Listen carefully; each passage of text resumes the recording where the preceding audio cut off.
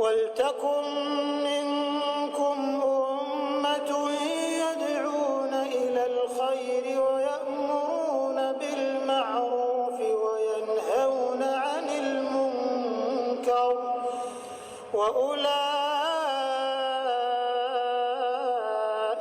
هُمُ الْمُفْلِحُونَ. Teman-teman sekalian, sebelum kita masuk ke hadis-hadis ini, kembali saya mengingatkan diri saya dan teman-teman sekalian, kalau ajal itu pasti datang, dan Allah Subhanahu wa taala mengatakan dalam firman-Nya, "Wa idza jaa ajaluhum la yastakhiruna sa'atan wa la yastaqdimun."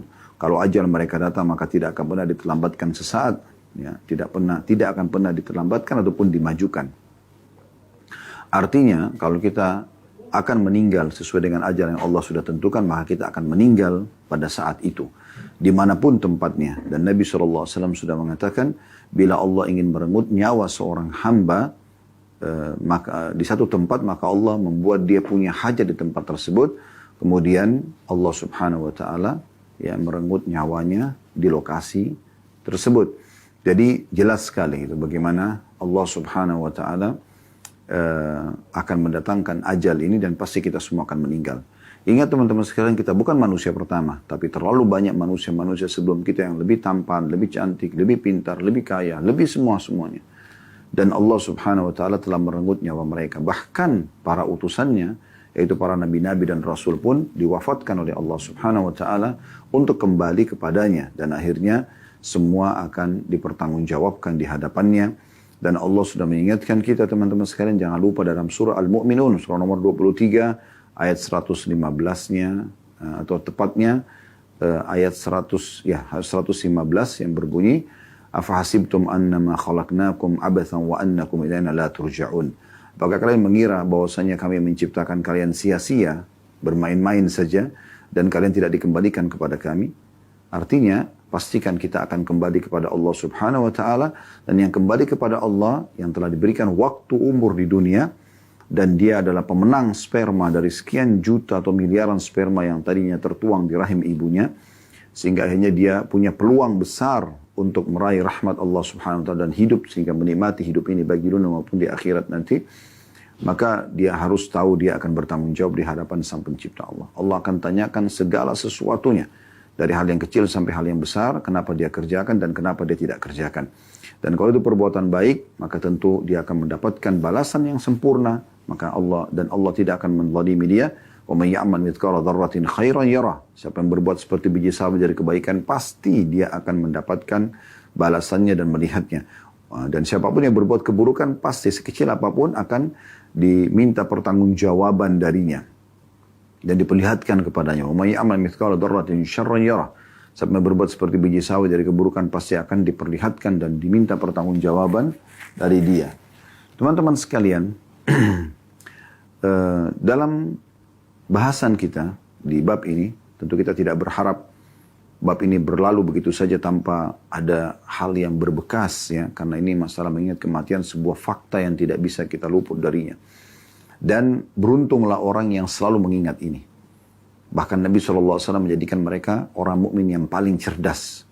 Waktu ditanyakan kepada beliau SAW, siapakah orang mukmin yang paling cerdas? Maka beliau mengatakan, orang yang paling banyak mengingat kematian. Jadi memang mereka yang dianggap paling cerdas oleh Nabi SAW. Dan juga kata Nabi SAW, dan memiliki banyak persiapan untuk itu.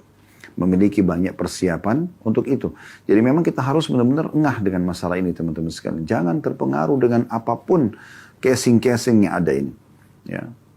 Paras wajah, warna kulit, rambut, pokoknya yang fisik kita lah. Jangan juga terpengaruh dengan urusan dunia yang semua nanti hanya ditinggal begitu saja. Seperti misalnya kendaraan, harta lah, rumah, ya, pakaian, dan segala macam yang banyak orang bersaing di situ, dan akhirnya membuat mereka lupa, lalai terhadap hari pulangnya kepada Sang Pencipta Allah. Dan ini membuat mereka menyesal nantinya. Ya. Mereka sangat menyesal. Dan semoga Allah SWT menyelamatkan kita dari semua penyesalan itu. Dan juga disebutkan dalam sebuah riwayat yang sahih, Nabi SAW pernah melewati sebuah kuburan. Kemudian beliau berkata kepada para sahabat, demi zat yang jiwaku dalam genggamannya, maksudnya demi Allah, sesungguhnya orang ini yang sedang dalam kuburan, ya, itu lebih mencintai 2 rakaat yang kalian kerjakan dibandingkan dunia dan seluruh isinya. Artinya kalau dikasih kesempatan untuk hidup, maka dia akan maksimalkan untuk beribadah kepada Allah subhanahu wa ta'ala. Bayangkan teman-teman sekalian kalau Allah mencabut nyawa kita, misalnya kita meninggal, ya, semoga Allah panjangkan umur kita di atas ketaatannya, Allahumma amin.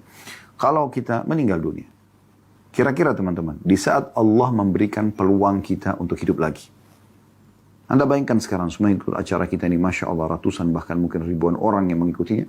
Coba Anda bayangkan teman-teman sekalian, di saat ini Anda meninggal dunia. Wafat gitu. Lalu Allah berikan Anda kesempatan kembali. Setelah Anda dimandikan, dikafani, dimasukkan ke dalam liang lahat. Ya, kemudian di saat itu Anda sudah lihat bagaimana alam barzah, Anda sudah lihat hakikat akhirat. Lalu Allah berikan kesempatan Anda untuk kembali setengah jam saja. Kira-kira apa yang akan Anda kerjakan di setengah jam itu? Coba gunakan akal sehat Anda dan hati nurani Anda. Kira-kira Anda akan lakukan apa? Apakah Anda akan meeting lagi untuk bisnis yang miliaran? Apakah Anda akan kembali ke makanan favorit, biologis dengan pasangan halal, anggaplah misalnya sama pasangan halal, bukan berzinahan gitu kan? Atau Anda akan duduk bercengkrama dengan anak-anak, atau duduk jalan-jalan sama teman-teman? Semua itu Anda akan tepis pastinya. Berarti semua itu tidak Anda butuhkan sebenarnya. Cuma penyempurna saja, ya, pernak-perniknya kehidupan.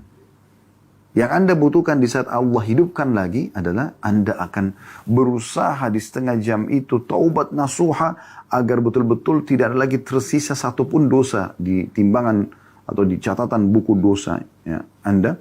Dan Anda juga akan coba meminta maaf dan mengembalikan semua hak orang, dan Anda akan sedekahkan seluruh harta Anda. Anda akan sholat dengan khusyuk. Anda akan coba baca berapapun ayat Al-Quran Anda mampu. Anda akan coba berzikir kepada Allah. Semua itu yang sebenarnya ini banyak dilalaikan oleh orang. Coba bayangkan ini teman-teman. Renung ini. Ini sebuah introspeksi diri yang kita butuhkan. Terutama bagi saya. Semoga saya bukan cuma mengucapkan, tapi saya orang pertama melaksanakan, dan juga teman-teman sekalian. Jadi jangan terpengaruh dengan casing-casing dunia. Dan kita ini pada saat meninggal dan Allah berikan kesempatan hidup, demi Allah kita akan coba berusaha mengerjakan justru amal-amal yang banyak dilalaikan oleh banyak kaum muslimin kita bicara. Ya. Dan justru yang selama ini kita sibuk mengejar jabatan, nama baik, ya, pakaian bermerek, sepatu, mobil, rumah, pasangan yang cantik, yang gagah, dan ini tidak kita butuhkan sama sekali. Kita nggak berharap lagi hidup nanti, oh saya mau menikah sama si fulan setengah jam itu, nggak ada. Tidak mau sama sekali. Maka ini jadikan bahan renungan teman-teman sekalian. Semoga saja Allah subhanahu wa ta'ala betul-betul menjadikan kita orang yang selalu berzikir kepadanya, bersyukur kepadanya. Dan juga Allah berikan umur kita di atas ketaatan. Karena kata Nabi SAW, sebaik-baik manusia adalah yang Allah panjangkan umurnya dan juga baik amalnya. Semoga kita termasuk ini insya Allah. Allahumma amin.